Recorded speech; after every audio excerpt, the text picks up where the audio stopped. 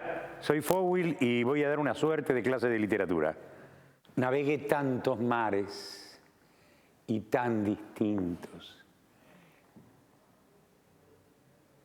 He recorrido el marketing y hasta el marxismo y hasta el mar Iconeo, que aunque no es mar, no es feo según yo veo.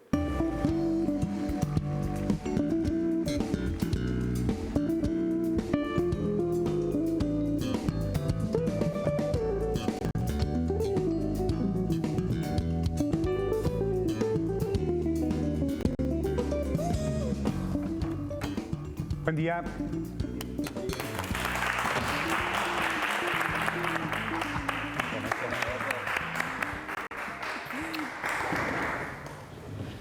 ¿Sigues escribiendo? ¿Cómo le va? Sí, sí. Bueno. ¿Tienen alguna pregunta antes de empezar? Por ahora no. No.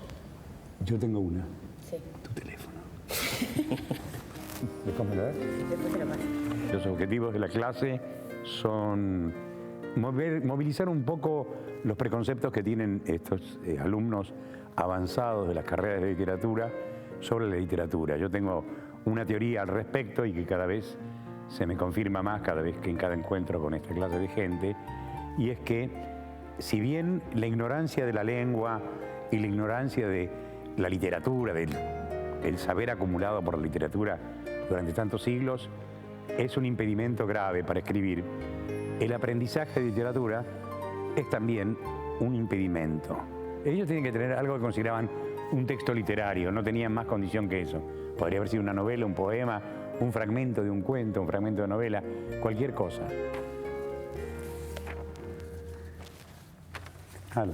Con copia, muy bien. ¿Qué quiere decir Cox? Mi firma. Mira qué bien. El apellido, claro. Sí. El hombre transparente. El hombre transparente camina tomando agua. Alza los ojos cristalinos y mira el cielo. La lluvia no moja al hombre transparente que abre la boca y bebe el agua que pasa por su agujero hasta caer al mar. El hombre transparente piensa el vacío del mundo en el vacío de su cabeza, del hombre transparente. Hay muchos hombres transparentes y mucha agua. Todos beben y agradecen al cielo por la lluvia que cae hacia el mar. Los hombres transparentes se miran con sus ojos de cristal, ríen y agradecen por la risa de los hombres. Hay un hombre transparente que es invisible, nadie lo ve, pero él también ríe y está prendido fuego.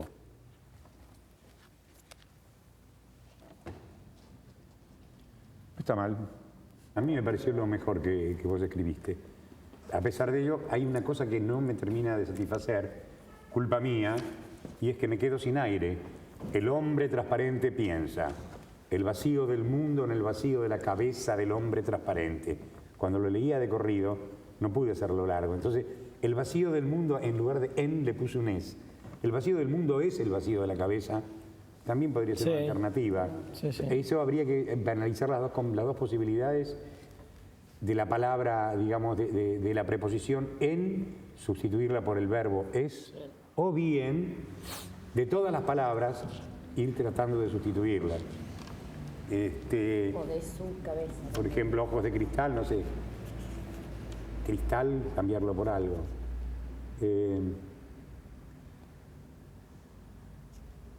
Vos me dijiste que no conocías el poema del hombre imaginario.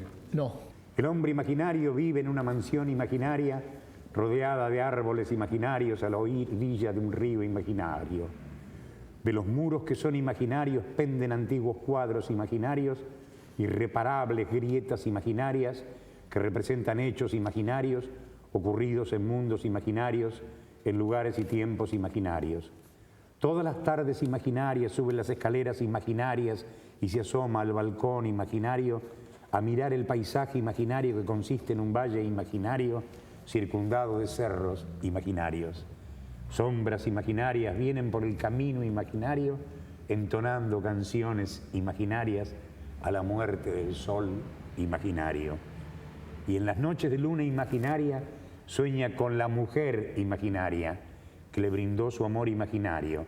Vuelve a sentir ese mismo dolor ese mismo placer imaginario y vuelve a palpitar el corazón del hombre imaginario.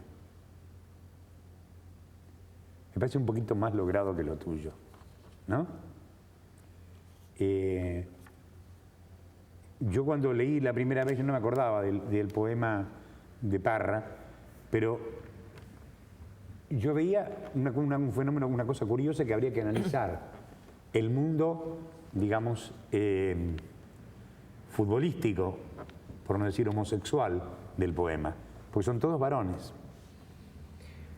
Dice hombre.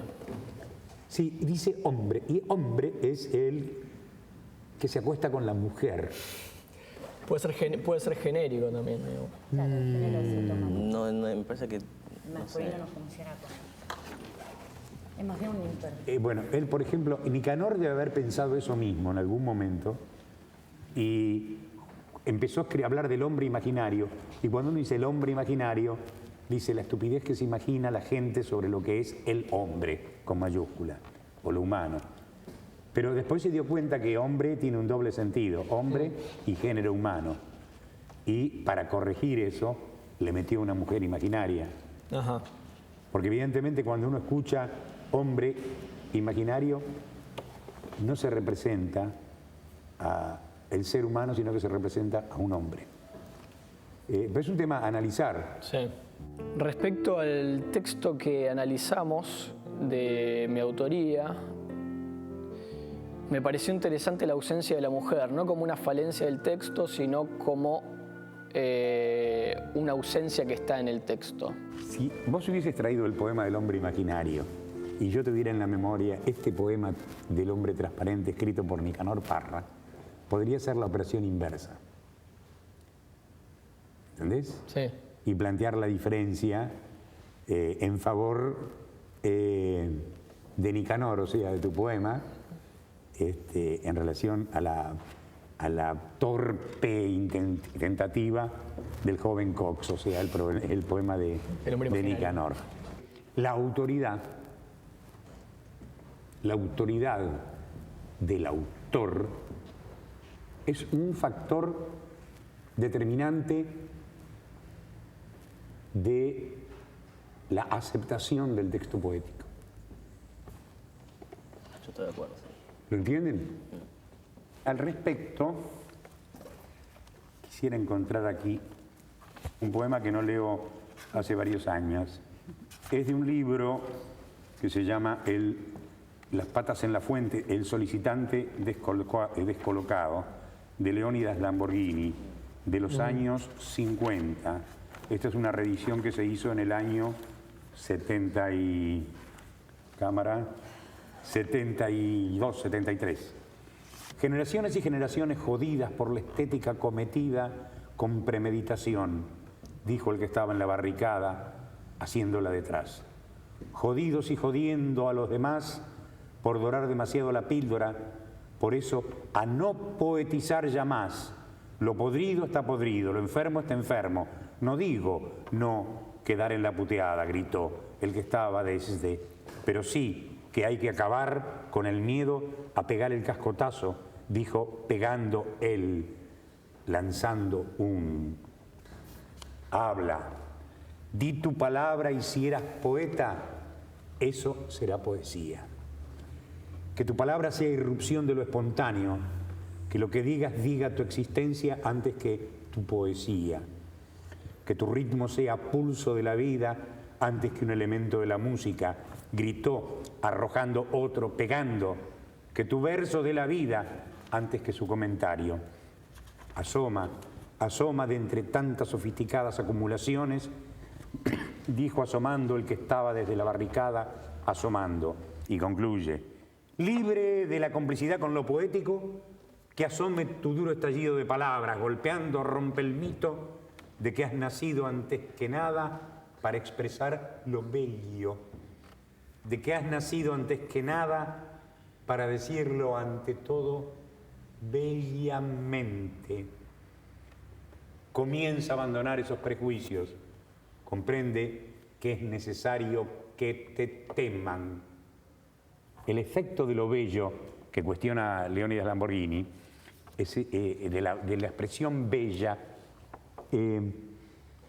es meramente una convención, pero es que funciona.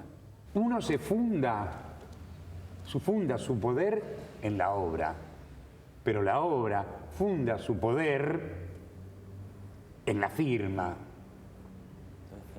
La firma no porque esté el nombre, sino porque está el culto de ella. De repente nosotros cantamos canciones con amor y devoción, canciones que no sabremos jamás quién fue el autor, como El arroz con leche, o contamos cuentos como Caperucita Roja, que tuvo como 10 autores y nadie sabe quién lo inventó. Y sin embargo sigue siendo el mismo cuento y además ni siquiera cambió el color de la caperucita. Y eso que fue cambiando de idiomas.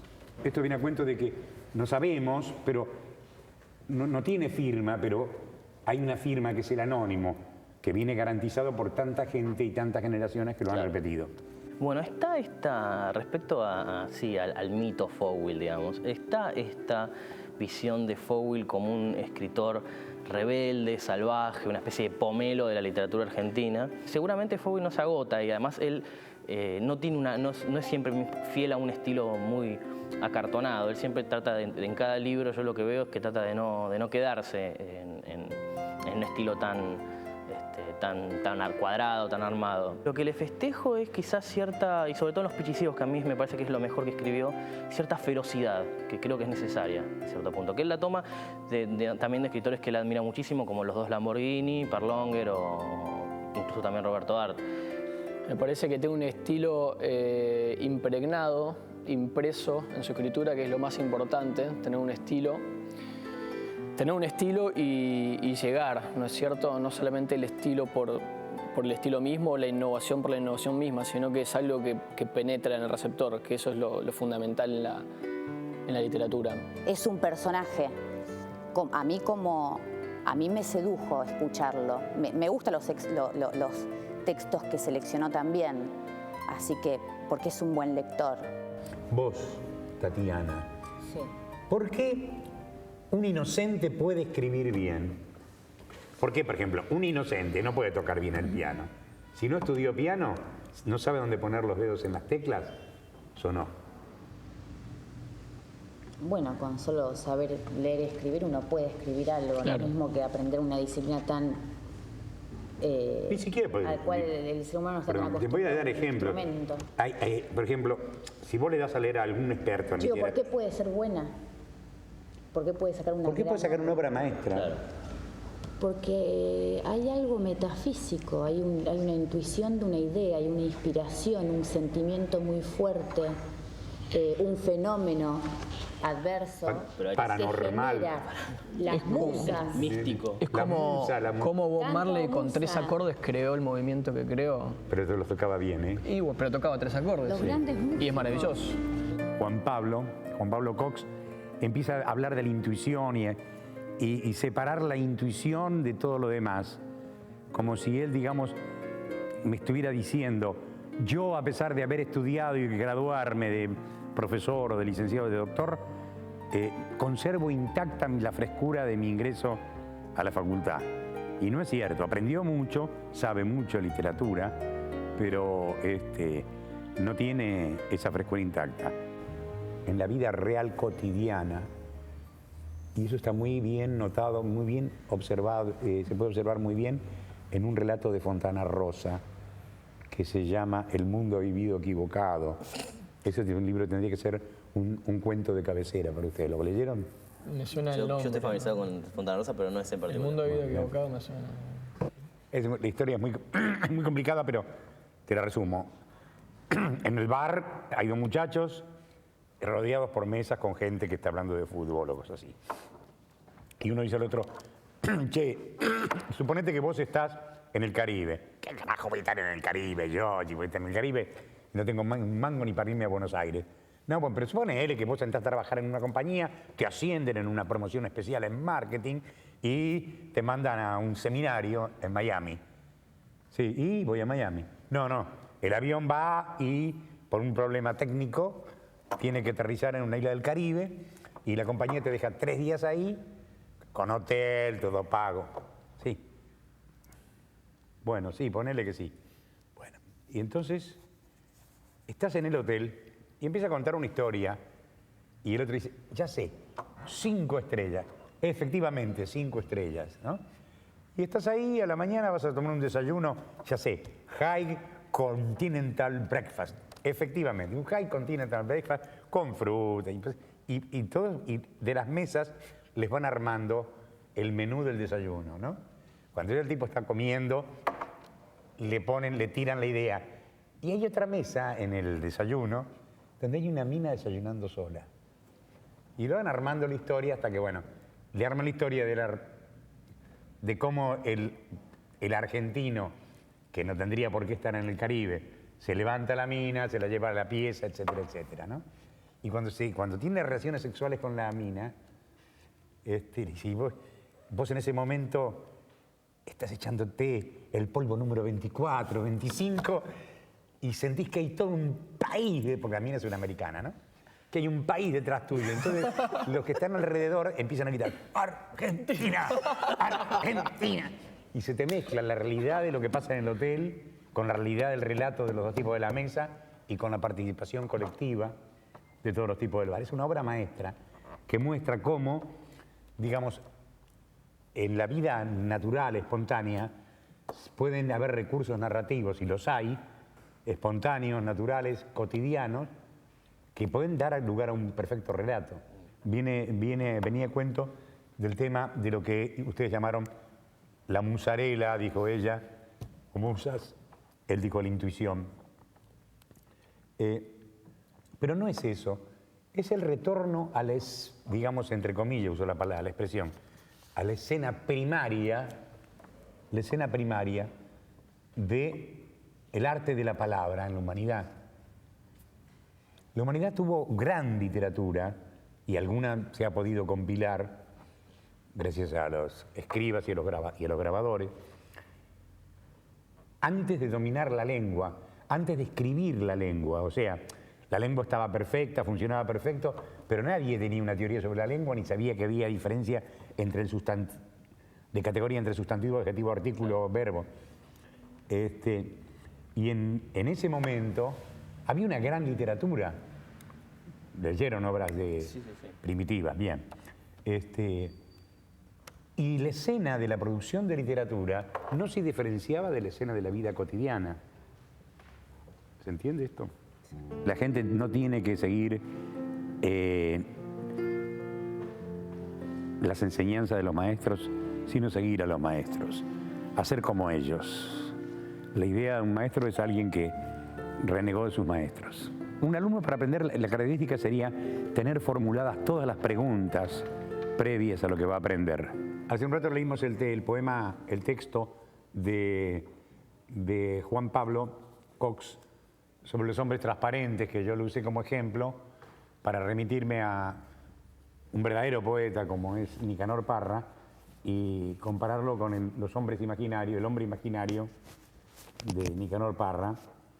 Y ahora voy a leerles un poema de Guillermo Alén, que es él, y no le voy a leer ningún poema ni ninguna carta de amor de Tatiana porque no me las trajo.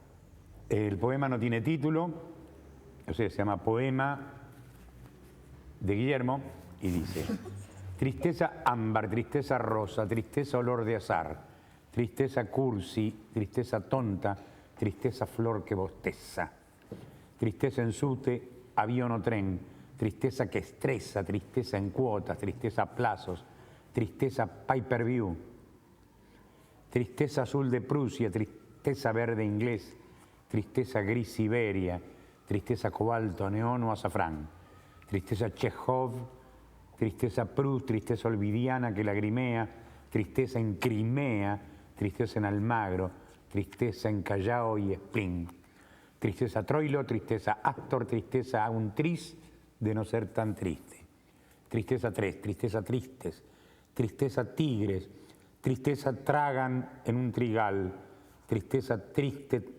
tristieza, triste.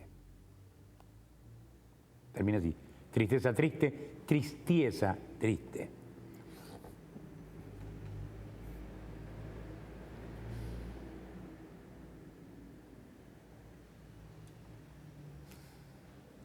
Es un juego realmente, cuando tenga firma, sea del gran poeta Allen,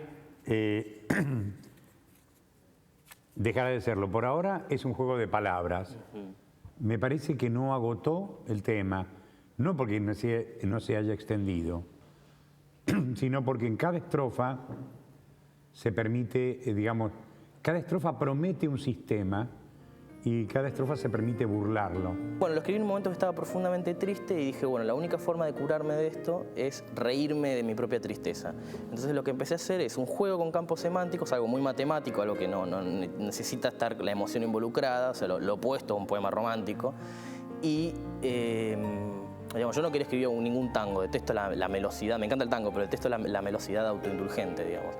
Y lo que quise hacer fue un juego con campos semánticos, en el cual en cada campo semántico se viera burlado un cliché o un tópico de la poesía, ya sea la antigua poesía romántica, cursi, como esto de tristeza, así, y suspiro y flor, o esta poesía moderna, urbana, descreída, cínica, dura. También me estoy burlando un poco de eso. Guillermo creo que, como es el que está quizá más avanzado en la carrera, porque ya está trabajando como profesor, así que es graduado y tiene algún diploma habilitante, ya está instalado como profesional y se mantiene todavía en la ilusión de que se puede ser profesional y artista.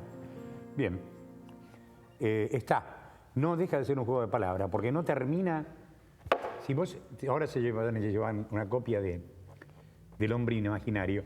Si vos mirás el hombre imaginario de Parra, te vas a dar cuenta que todo lo que dice, todo va formando un sistema, va agregando cosas, va recorriendo, como un traveling de lo mayor, desde afuera hacia adentro, de adentro hacia afuera, por la ventana aparece la montaña.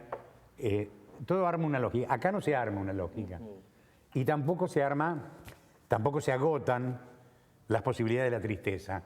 A tal punto no se agotan que el poema no cierra con la tristeza, sino que cierra con la palabra tristeza, que es muy distinto. Claro. Eso, yo creo que ese es un efecto que habría que profundizarlo. Pero siga adelante. Muy bien. El próximo encuentro, el año que viene en Canalá, volveremos a revisarlo. Muchas gracias, profesor. Ahora, a leer. ¿Vas a leer el textito este? Presten mucha atención. Marquina en la mañana reparando los rostros que la debilidad le deja cuando duerme. No permitas que nadie te enseñe a escribir. No dejes que nadie te dé indicaciones. No te desalientes, no preguntes, aprende solo. Fíjate que la inmensa mayoría es basura. Que no te guste lo que escribís porque le gusta a la que te gusta, sino que escribís le gusta a la que querés. Tirar todo eso, dejá lo que no entendés, no tires nunca lo que te da vergüenza, poné los nombres verdaderos de tus parientes y amigos. Si los cambiás vas a ver que ya no existen, y no se puede escribir del que no existe. No dejes que nadie te alabe, inventá una escritura biográfica, no dejes que la realidad destruya tus papeles, cambia la realidad para que parezca a lo que escribís. Si cogés, que sea para contarlo. No te encames por amor, nunca. Si sufrís, que sea para darle existencia a un personaje. No dejes que la experiencia te sirva para algo fuera de la literatura. Sé un perro, siempre. Apostá al caos. El tiempo después ordena todo, lo junta. La gente le pone nombre a todo lo que hiciste. No hagas caso de nada. No sirve más estar triste por lo que pasa. Lo que te destruyeron te odian. Nunca olvides eso. Los que te odian te envidian, no hay vuelta. Los que te envidian te aman. Y no te olvides que esa noche de gloria es eterna y sirve para siempre. Nunca vas a poder quejarte. Me olvidaba. Hay que borrar todo esto. Es de un libro maravilloso del poeta Daniel Durán, que se llama El Estado y él se amaron, y está dedicado a ella, a Tatiana. Me encanta la literatura, me encanta analizar literatura sobre todo, más que escribirla. Me encanta la figura del artista, me parece que todo es el artista. Fogwill es un artista todo, él desde la punta de los pies hasta la coronilla. Llego de la clase Algo en lo que Fowell sabe bastante, que es ser más audaz. Me preguntan qué es literatura. Yo digo, la literatura es parte de un arte natural, espontáneo de la humanidad. Allí donde aparezca humanidad, sea cuando se viene abajo una civilización y queda gente suelta y se reproduce por ahí y vuelven a la edad de piedra, donde aparece una herramienta, donde aparece un animal, un bípedo con mirada binocular y pulgar que se puede oponer a la mano, inmediatamente aparece el lenguaje. Y donde aparece el lenguaje, aparece el arte.